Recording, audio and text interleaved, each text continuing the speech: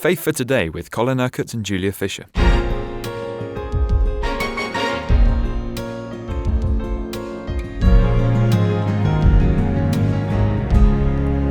We've almost reached the closing stages in the life of the story of Jesus as told by John in his Gospel. We've reached chapter 18. Last week we looked at the prayers that Jesus prayed for his disciples and for us as believers today. And now we reach the part in the story where Jesus was arrested. After he finished praying, he left with his disciples and crossed the Kidron Valley. Yes, let's just read the opening verses of chapter 18.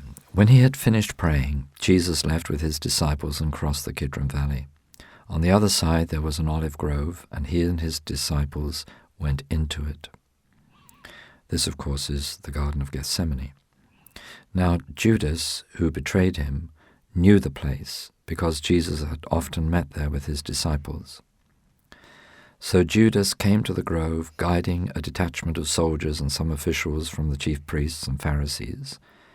They were carrying torches, lanterns, and weapons. Jesus, knowing that all that was going to happen to him, went out and asked them, "Who is it you want?" "Jesus of Nazareth," they replied. "I am he," Jesus said. And Judas the traitor was standing there with them. When Jesus said, "I am he," they drew back and fell to the ground. Okay, let's pause there now. Jesus knew what was going to happen. He had revelation from the Father, and he had to allow it to happen. There were many times that the Jewish leaders had wanted to kill Jesus, had tried to kill him, stone him, arrest him. They'd never been able to lay hands on him for one reason or another. He always escaped their grasp because it wasn't the right time. And the right time, or at the right time, which was now, Jesus would have to willingly give himself over to them. So he was there in the garden, waiting, really, for them, knowing that they were coming, knowing that Judas was going to betray him. Now, why did they draw back and fall to the ground? Well, they had suddenly encountered God. I am he. This is the great statement. You remember that God revealed himself to Moses, I am that I am. So even now in his humanity, before the glory of God, those who oppose him could not stand. They fell back. And, you have a lot of controversy in the church today about people falling when they're prayed for under the power of the Spirit. Sometimes that may be self-induced, but I know that many, many times it isn't. The power of God literally knocks people off their feet. Sometimes it knocks them backwards. Power of God comes upon them. They just could not possibly stand. So the power of God is in Jesus. So what's the significance of this falling down? Jesus could have walked away. If he'd chosen to, he could just have walked away. He had the power to do that. He had the power to lay his life down, he said, and he had the power to take it up again. So what was going to happen now was Jesus willingly allowing himself to be put into the hands of those who wanted to kill him. So again he asked them, "Who is it you want?" Verse 7. And they said, "Jesus of Nazareth." "I told you that I am he," Jesus answered. "If you are looking for me, then let these men go." This happened so that the words he had spoken would be fulfilled. "I have not lost one of those you gave me." Then Simon Peter, who had a sword, drew it and struck the high priest's servant, cutting off his right ear. The servant's name was Malchus. Well, we can thank John for giving us the name of the servant, but John doesn't actually tell us, as we read in the other Gospels, that Jesus then healed the ear. I think that's pretty important thing. But, all the way through, John is just focusing on the figure of Jesus and what is happening to Jesus.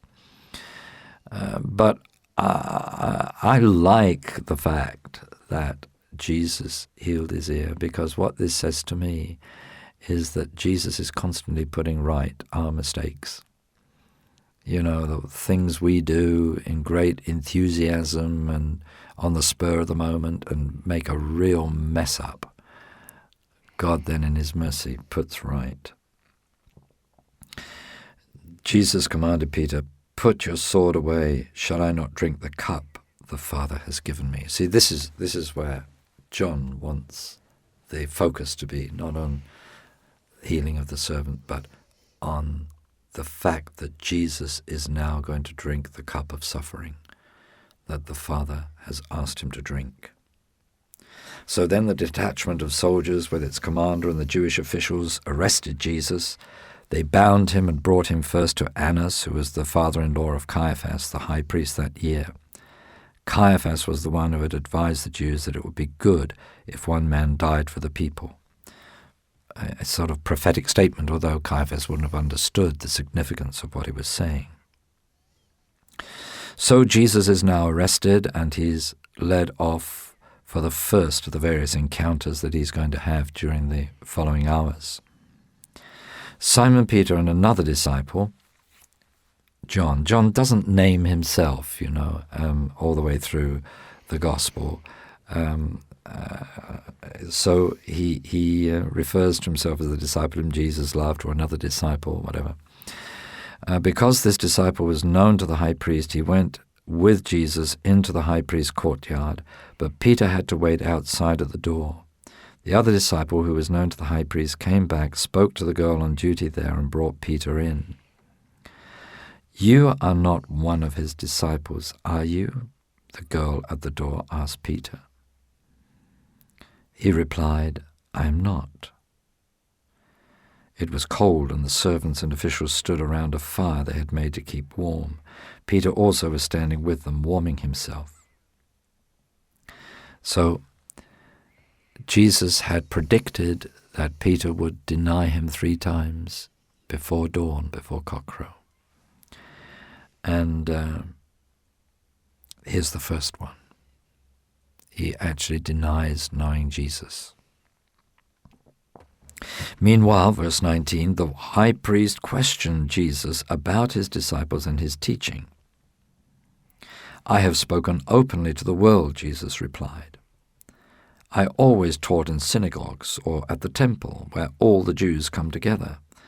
I said nothing in secret. Why question me? Ask those who heard me. Surely they know what I said." So Jesus is saying, well, I haven't done anything in a covert way. I've been very open about what I've had to say, and I've performed the works that I performed openly. You know all about them. He's really saying, look, you know what I've said. You know what I've done. Why are you asking me about it? Because the things I've said and the things I've done are the very things that have upset you and caused you to have me arrested. When Jesus said this, one of the officials nearby struck him in the face. "In this way, is this the way you answer the high priest?" he demanded. Now, of course, in doing that, this official had broken the law. And the very charge that these Jewish leaders are bringing against Jesus is that he has broken the law. And here the law is being broken by, it's just a little point that shows the whole hypocrisy of the situation. So Jesus says, if I said something wrong, testify to what is wrong. But if I spoke the truth, why did you strike me? Now, Annas has been questioning Jesus and is clearly getting nowhere. And so he now sends him to his father-in-law, Caiaphas, who was the high priest. And before we get the continuation of of what is going to happen in Jesus' trials, we have the spotlight back on Peter.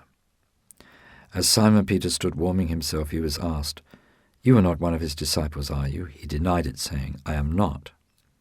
One of the high priest's servants, a relative of the man whose ear Peter had cut off, challenged him, "Didn't I see you with him in the olive grove?"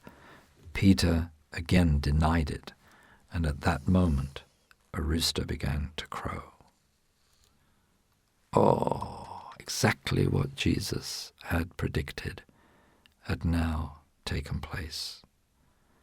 Peter had denied him 3 times. One of the other Gospels says at that point, Jesus turned and looked at Peter. You wonder, how did he look at him? I think with compassion, with sorrow, but with compassion, not with judgment. Jesus wasn't in any kind of judging mood, was he? So then the Jews led Jesus from Caiaphas to the palace of the Roman governor. By now it was early morning, and to avoid ceremonial uncleanness, the Jews did not enter the palace. They wanted to be able to eat the Passover. So Pilate came out to them and asked, "What charges are you bringing against this man?" And tomorrow we're going to look in detail at this trial before Pilate, because we'll see how significant it was.